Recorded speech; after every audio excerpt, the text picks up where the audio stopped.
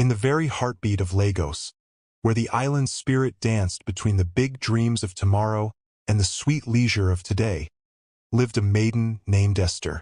The sun, like a benevolent elder, poured its golden blessings upon the Lagos Atlantic resort, its rays weaving patterns through the whispering palm fronds by the sparkling pool. Sounds of joy, like the distant chatter of market women and the clinking of cowrie shells, drifted from the fancy cabanas. Yet, Esther's gaze was fixed, truly fixed, on the shimmering blue waters before her. She stood there, a vision born of the richest soil, her skin the color of polished ebony, glistening beneath the sun. Her braids, woven with the skill of ancient hands, were adorned with tiny, golden beads that caught the light like scattered treasures. She was beauty, pure and unadorned, ready to embrace the water's cool embrace. Please like this video to show your support, subscribe to our channel for more thrilling narratives, and don't forget to turn on the notification bell so you never miss an update. Go on, Esther. Evelyn, her best friend, called from a sun lounger, a playful smirk on her face. Don't just stand there admiring it. Dive in. Esther laughed, a melodious sound that carried on the gentle breeze. She was an excellent swimmer, a graceful dancer in the water. Today, however, a peculiar sense of distraction tugged at her. Her mind replayed fragments of a difficult conversation she'd had earlier with her cousin, David, about family matters back in Abeokuta. It wasn't a heavy burden, but enough to subtly disrupt her usual laser focus. She approached the edge, feeling the cool spray of the water against her ankles. The pool was a kaleidoscope of blues and greens, reflecting the clear sky. Taking a deep breath, Esther executed a perfect dive, slicing through the surface with effortless grace. For a few glorious moments, she was one with the water, the muffled sounds of the world above replaced by the gentle rhythm of her strokes. But as she pushed off from the far end, a sudden sharp cramp seized her calf. It was immediate, incapacitating. Her leg locked, sending a jolt of pain through her. Panic, cold and sharp, pierced through the serenity. She tried to kick, but her limb was unresponsive, a dead weight pulling her down. Her head dipped below the surface, and she swallowed a mouthful of chlorinated water, her lungs burning. Above the surface, the world was a blur of bright light and distant sounds. She thrashed weakly, her arms flailing, but the cramp held her captive. Fear, raw and primal, began to truly set in. Her vision blurred, and the edges of her consciousness started to fray. She was going under rapidly. Then, a shadow fell over her. Not the shadow of the setting sun, but a broad, powerful silhouette. Through the swirling water and her fading vision, she saw a strong, dark arm slice through the water, followed by a powerful, swift kick. A figure, muscular and determined, was rapidly approaching her. It was Philip. Philip, who had been engrossed in a quiet conversation with his business associate, Mr. Obi, near the deeper end of the pool, had noticed the sudden, unusual thrashing. He was a man of quiet observation, and something about Esther's struggle was different from playful splashing. His instincts, honed by years of navigating complex business deals and occasionally unexpected crises, screamed danger. Without a second thought, discarding his designer sunglasses, he launched himself into the water. His powerful strokes quickly closed the distance. He reached Esther just as her struggles were faltering completely, her eyes wide with unseeing terror. He hooked his arm firmly around her waist, pulling her swiftly towards the surface, her limp body a weight against his strong frame. He broke the surface with a gasp, pulling her head above water, her face pale and still. The murmur of conversation around the pool had now turned into a concerned buzz. Philip, ignoring the growing crowd, began to expertly tow Esther towards the shallow end, his gaze fixed on her unresponsive face. The cool concrete of the pool deck pressed against Esther's cheek, a welcome sensation after the suffocating warmth of the water. Sounds slowly seeped back into her awareness. The distant hum of traffic from John Chris Street, the anxious whispers of onlookers, and the rhythmic sound of someone pressing firmly on her chest. Each pump sent a jolt through her, a painful but effective reminder that she was alive. "She's breathing. Thank God. She's breathing." A woman's voice, laced with relief, cut through the fog. It was Evelyn, her voice thick with unshed tears. Esther's eyes fluttered open, initially disoriented by the harsh glare of the Lagos sun. Faces swam into view, a kaleidoscope of concerned expressions. There was Evelyn, her face streaked with mascara, David, her cousin, looking distraught, and then a blur of other faces, some familiar, others not. But one face, dark-skinned and chiseled, loomed directly over her, his brow furrowed with intense concentration. His hands, strong and steady, were still positioned on her chest. A sudden, sharp intake of breath, a painful cough, and then the world snapped into clearer focus. The taste of chlorine lingered on her tongue, and her lungs ached. She pushed herself up on her elbows, a wave of dizziness washing over her. "Esther, are you okay?" "Oh my God, Esther." Evelyn knelt beside her, pulling her into a tight embrace. Esther coughed again, trying to clear her throat. Her gaze, still hazy, fell upon the man who had been attending to her. Philip. He was kneeling, his eyes, dark and piercing, fixed on her. Relief was evident in their depths, but something else flickered there too, an unspoken question. Then, a jolt, a sudden, visceral memory, a flash of sensation from the water, from the moments he had pulled her out. It was fleeting, indistinct, but in her still reeling mind, a dark seed of suspicion began to sprout. The feeling of his hands, large and firm, as he had lifted her, carried her. You touched me." The words were out before she could properly process them, sharp and accusatory, cutting through the murmurs of relief. Her voice, though weak, carried surprising venom. A stunned silence descended upon the group. Evelyn pulled back, her eyes wide with shock. David, who had been about to offer a comforting hand, froze. Philip's expression, which had been one of profound relief, now hardened. His jaw tightened almost imperceptibly, and the warmth in his eyes receded, replaced by a cold, cutting anger. He slowly rose to his feet, towering over her. "Excuse me."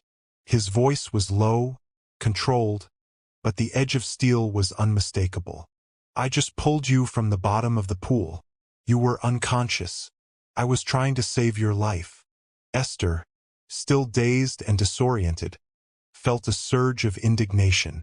The memory, distorted by panic and the lingering effects of near drowning, replayed in her mind. "You had no right to touch me like that. My chest. You were touching my chest." The accusation hung in the humid air, undeniable and deeply offensive.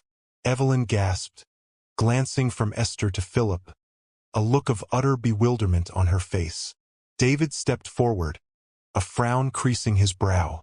Philip's face was now a mask of fury. The muscles in his neck stood out, and his nostrils flared slightly. He looked down at Esther, a mixture of disbelief and profound insult in his gaze. "Is that what you think?" he asked, his voice barely a whisper, yet it resonated with power. "After I saved your life? That was CPR, madam. I was trying to make you breathe." He didn't wait for a response. His gaze swept over the stunned onlookers, a silent condemnation in his eyes. Then, with a curt nod to no one in particular, he turned on his heel. His long strides carried him swiftly away from the group, past the cabanas and towards the resort's main building. The set of his broad shoulders spoke volumes of his indignation and the deep hurt she had inflicted. He left behind a palpable silence, broken only by the gentle lapping of the pool water and Esther's ragged breathing, as the full weight of her words, and the man's furious departure, began to truly settle upon her. The days that followed Esther's near-drowning incident at the Lagos Atlantic Resort felt shrouded in a peculiar haze. The physical discomfort, the lingering ache in her lungs, the phantom taste of chlorine, the bruised feeling in her chest from Philip's life-saving compressions, was a constant, unwelcome reminder. But it was the psychological burden that weighed heaviest. Her accusation, flung out in a moment of panic and disorientation, replayed in her mind with agonizing clarity. The image of Philip's face, etched with fury and disbelief, haunted her waking hours and infiltrated her dreams. "Esther, honestly, you were not yourself," Evelyn said gently one evening, as they sat on Esther's balcony overlooking the bustling Treasure Avenue. The city lights of Lagos glittered below like scattered jewels. "You had just been pulled from the water. You weren't thinking straight," Esther sighed, running a hand through her still damp hair. "I know, Ev, but to accuse him, a stranger who literally saved my life, what kind of person does that make me?" Shame burned in her cheeks. She thought of the man's strong, capable hands, not as instruments of impropriety, but of salvation. Her mind, now clear, understood the mechanics of CPR, the necessity of the contact. The raw, irrational fear that had propelled her words now seemed utterly ridiculous. She wished she could take them back, wished she could find him and apologize. But Lagos was a sprawling metropolis, and he was just a face, a fleeting hero in a moment of crisis. Across town, in the polished silence of his penthouse apartment overlooking the Ikoyi Bridge, Philip found himself unusually restless. He usually thrived on the structured calm of his evenings, reviewing market trends or preparing for the next day's high-stakes meetings at his tech firm, Innovate Nigeria. But the image of Esther's accusing eyes, the venom in her voice, kept intruding. "Unbelievable," he muttered to himself, pouring a glass of scotch. He had faced down hostile competitors, navigated treacherous political landscapes in the business world. Yet this woman's baseless accusation had struck a raw nerve. It wasn't just the unfairness of it. It was the sheer audacity. He, Philip Okoro, a man known for his integrity and discretion, being slandered in such a public manner. His pride, usually a quiet, steady force, felt deeply bruised. He had left the resort in a cold fury, driving aimlessly for a while through the vibrant streets of Lekki, trying to shake off the indignation. His initial instinct was to dismiss her as an ungrateful, hysterical woman. Yet, a part of him, the part that had seen the genuine terror in her eyes as she went under, lingered. He remembered her beauty, yes, but also the fragility of her life in his hands. He had saved her. That simple fact remained, despite her shocking ingratitude. Days turned into weeks. Esther threw herself back into her work as a fashion designer, designing a new line inspired by traditional Yoruba patterns. The busy rhythm of fabric, sketches, and client meetings in her Yaba studio provided a welcome distraction. But moments of quiet introspection inevitably brought back the memory of the pool and the man she had wronged. She even tried subtly asking around if anyone knew the identity of the man who saved her, but no one at the resort seemed to have caught his name, only that he was a guest and had left shortly after the incident. Philip, too, buried himself in his work, launching a new initiative to expand into the Abuja *** market. He found solace in the clear-cut logic of business, where actions had predictable consequences, unlike the unpredictable chaos of human emotion. He dismissed the incident as a momentary aberration, a bizarre footnote in his otherwise meticulously ordered life. Yet, sometimes, in a fleeting moment of quiet, an image would resurface. Her struggling form in the water, his swift dive, the feel of her weight as he pulled her to safety. And then, the sting of her words. He told himself it didn't matter, that he would never see her again.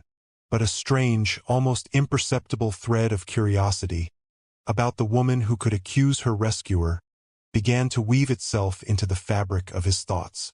6 months dissolved into the relentless rhythm of Lagos life.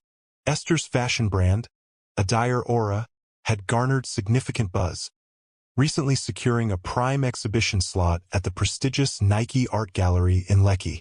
It was a testament to her talent and perseverance, a hard-won victory that finally allowed her a moment to breathe, to truly feel the pride of her achievements. Tonight was the opening reception, a vibrant affair teeming with art enthusiasts, collectors, and Lagos's creative elite. She moved through the gallery, a vision in one of her own creations, a flowy, indigo-dyed silk gown that shimmered under the gallery lights. She greeted admirers, exchanged pleasantries, and felt a profound sense of contentment.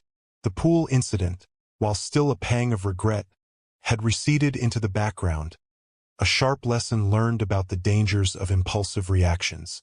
Meanwhile, Philip was at the same event, though for entirely different reasons. He was a patron of the arts, particularly those that showcased Nigerian talent, and Nike Art Gallery was a frequent haunt. Dressed in a sharply tailored dark suit, he exuded an aura of quiet power. He was there to support a young sculptor he had recently invested in, and to network, as was his custom. His tech company had just closed a major deal with a multinational, and he was in a celebratory, albeit reserved, mood. He stood by a striking bronze sculpture, discussing its intricate details with a renowned art critic, when his gaze, almost involuntarily, drifted across the crowded room. And then he saw her, Esther. She was laughing, her head thrown back slightly, a radiant smile on her face.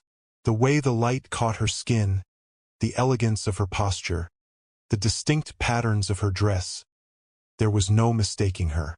A jolt, sharp and unexpected, went through him.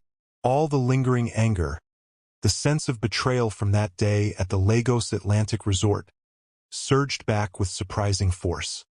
He felt a tightening in his chest, a mix of indignation and a reluctant, undeniable recognition of her beauty. Esther, feeling an inexplicable pull, turned her head slightly. Her eyes, dark and intelligent, met his across the buzzing gallery. The laughter died on her lips. Her smile faltered, then vanished completely. Her heart gave a violent lurch, a sensation akin to the cramp that had almost claimed her life. Philip.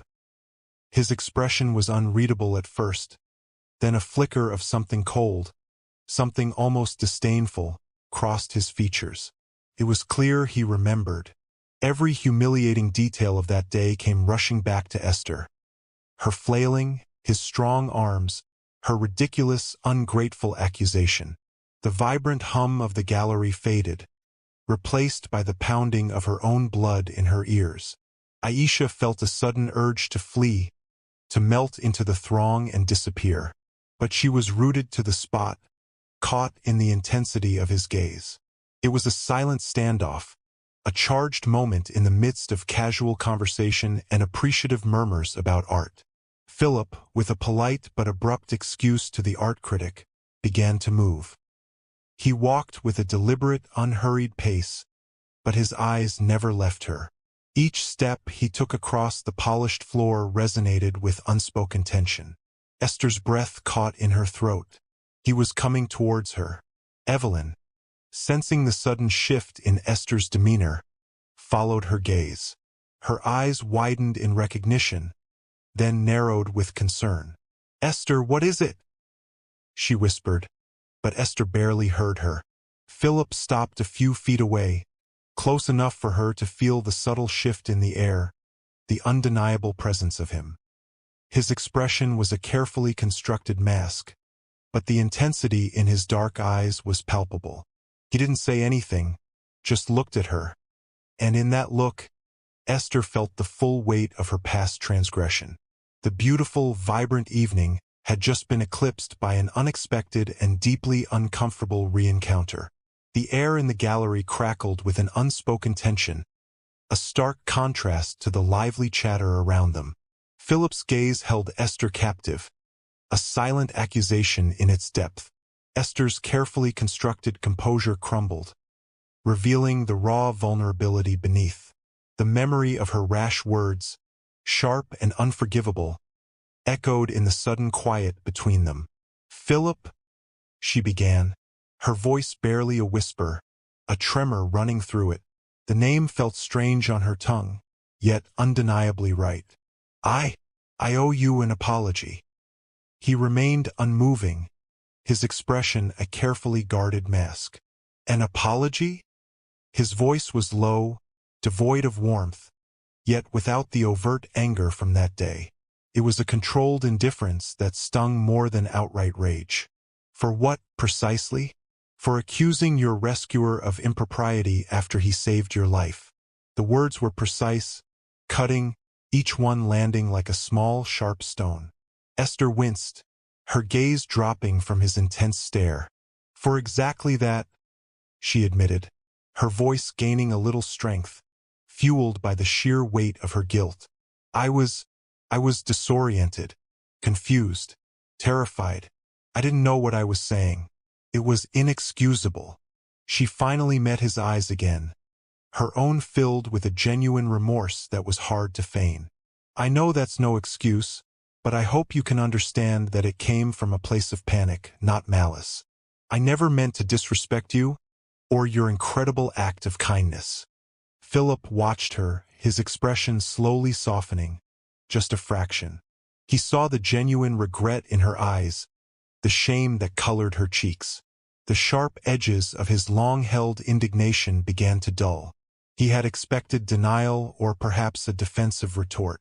This raw, honest admission was disarming. You said, you touched my breast, he recalled. His voice now a little less severe, a hint of curiosity creeping in. Do you remember what happened? Esther nodded slowly. Not clearly, not at first. Just a flash of hands, and then the accusation just came out. But later, when my head cleared, Evelyn explained what CPR was. And I realized how wrong I was. A sad, self-deprecating smile touched her lips. It was the most humiliating moment of my life. To be so ungrateful, so unfair. A sigh escaped Philip, almost imperceptible. The tension in his shoulders seemed to ease. It was CPR, he confirmed, his voice now entirely devoid of accusation, simply stating a fact. You weren't breathing. There was no time for anything else. I know, Esther whispered, her eyes still locked with his. And I'm truly, deeply sorry. You were a hero, and I treated you like a villain. A silence settled between them, different from the previous one. This was not filled with tension, but with a fragile understanding. Philip considered her, truly considered her, for the first time without the veil of anger. He saw not just the beautiful woman, but the vulnerability beneath, the genuine regret that emanated from her. The anger that had simmered for months finally, definitively, extinguished itself. I accept your apology, Esther, he said, his voice softer than she had expected. A small, almost imperceptible smile touched the corners of his lips. It took a lot for you to say that. Not many people would. Relief flooded through Esther, so potent it almost made her knees buckle. Thank you, she breathed, genuinely grateful. Thank you, Philip. Philip Okoro, by the way, he offered, extending a hand. His grip was firm, warm, and comforting. Esther Akinola, she replied, her hand fitting perfectly into his. Though I suppose you know that already. A small, nervous laugh escaped her. He chuckled, a rich, resonant sound that surprised her. Indeed, your friend was quite vocal.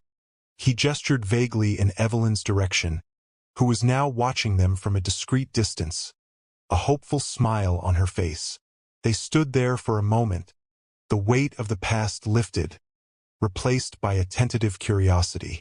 The initial awkwardness began to dissipate, replaced by a hesitant ease. This is your exhibition, then? Philip asked, gesturing to the vibrant attire aura pieces around them. His eyes, now devoid of their earlier chill, held a genuine appreciation as they swept over her designs. Esther's face lit up. Yes, it is. My first solo exhibition here. Pride swelled in her chest, a pleasant counterpoint to the earlier anxiety. "It's been a long journey. They're exquisite," he said, his gaze lingering on a particularly intricate indigo gown. "The detail, the colors, they're truly unique. I appreciate art that tells a story, and yours certainly does." A warmth spread through Esther. His genuine interest was refreshing. "Thank you. I try to weave in stories from our culture, from my experiences." She found herself relaxing, the lingering fear of his judgment completely gone. "What brings you to the gallery, Mr. Okoro?" "Beyond rescuing clumsy swimmers, apparently," she teased, a playful glint in her eyes. He smiled, a genuine, engaging smile that transformed his usually serious face. "Just Philip, please, and I'm a patron. My company, Innovate Nigeria, sometimes supports emerging artists." He gestured to the bronze sculpture he had been admiring earlier. "That piece, for instance. I'm quite taken with the artist's vision." They fell into an easy conversation about art, about business, about the vibrant creative scene in Lagos. Esther found herself surprisingly captivated by his insights, his sharp intellect, and the unexpected warmth that now radiated from him.